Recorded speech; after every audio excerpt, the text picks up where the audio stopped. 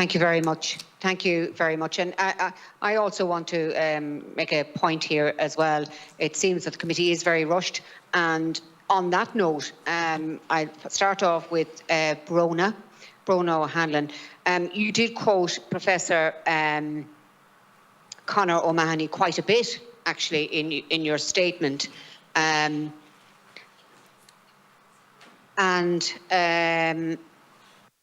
He basically has said that the government should slow down this particular process, given the immense importance of the proposed once-in-a-lifetime, once-in-a-generation legislation on assisted human reproduction.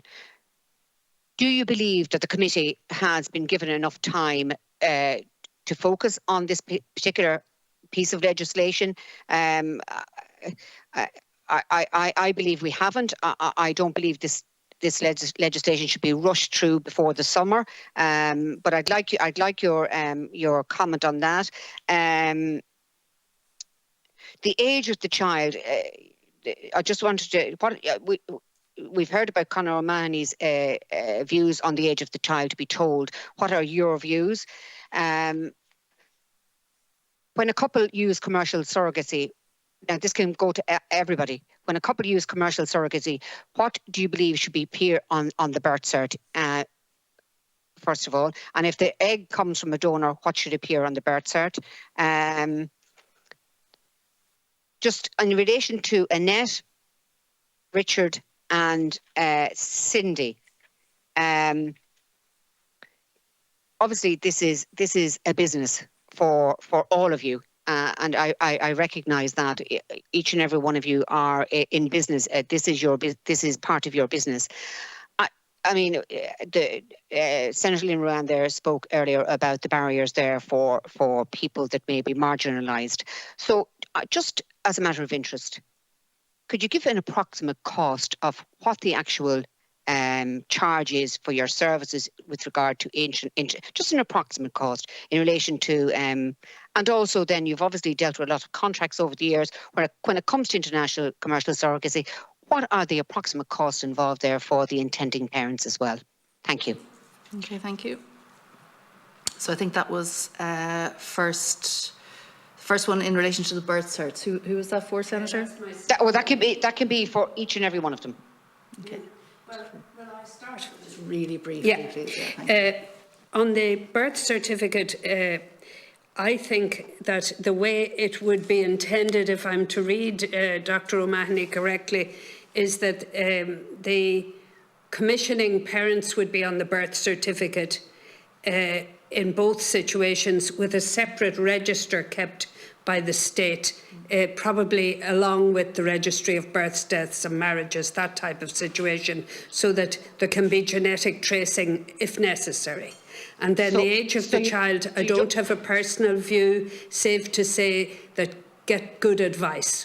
You can have a very, very precocious 8 or 9-year-old where you might be seeking advice because they're asking so much and need to know. So you get the appropriate advice, be it a psychologist or a counsellor in that area. Do I think it's rushed? Look, I'm invited here as a guest of the committee. It's not for me to tell them how long they need to take, but I would see it as quite urgent legislation.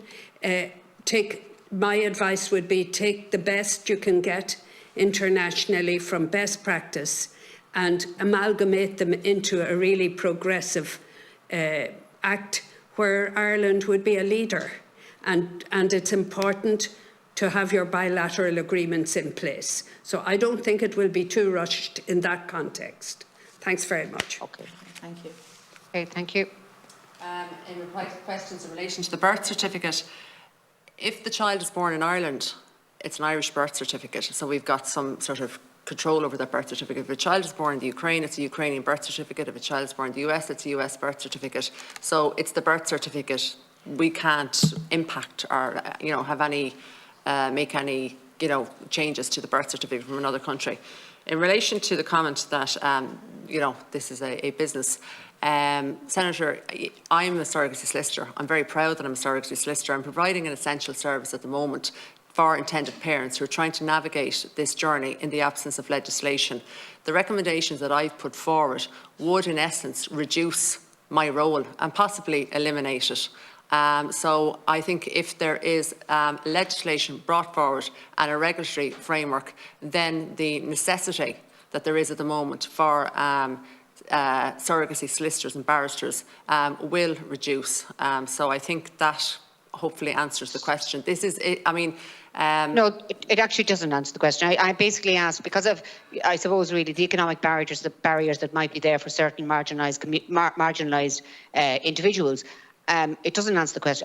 How much do you charge for your service in relation to international commercial surrogacy agreements? Senator, just on that, we're not going to no, but I mean, just, I mean, not individual, cost. Annette is not here representing her business, she's representing to talk about the issue, so we're not going to be asking about individual costs that are paid by particular services. So I do think she's answered the question, and we can move on to Cindy perhaps now. Thank you. Thank you. I'm happy to address the issue. When I first went to law school, first day of law school, my intention was to become a very wealthy international lawyer. I had been invited by the World Bank and IMF to be counsel for them when I graduated because of previous work I did.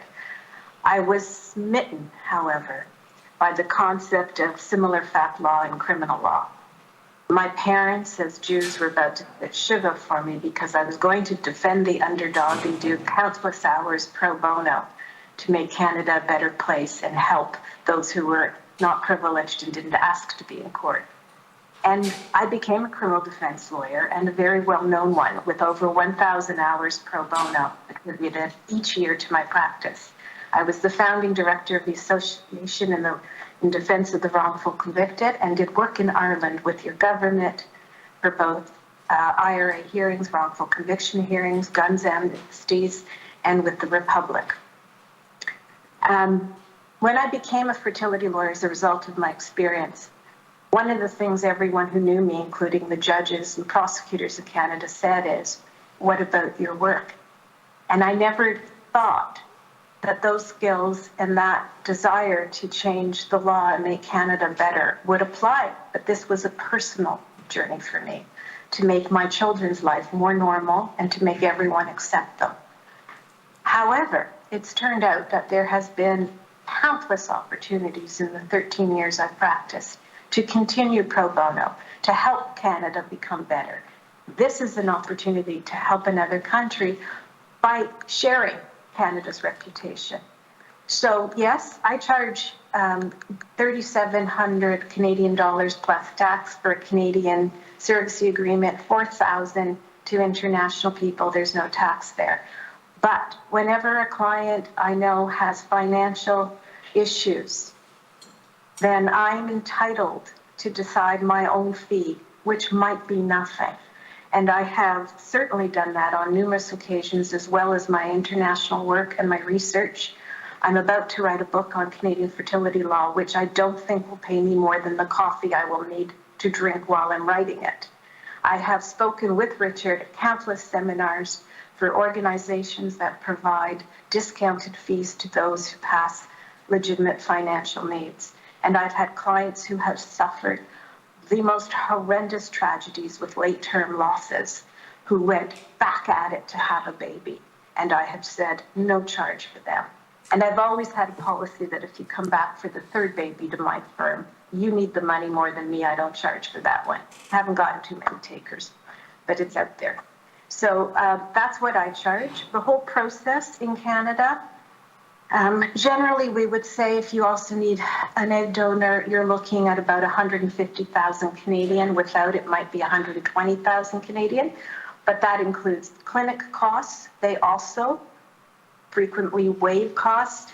They have free drugs from many drug companies that they will give to those who are disadvantaged financially. That includes agency costs, which generally on average are about 20,000. They often waive fees for those in need, as do my colleagues.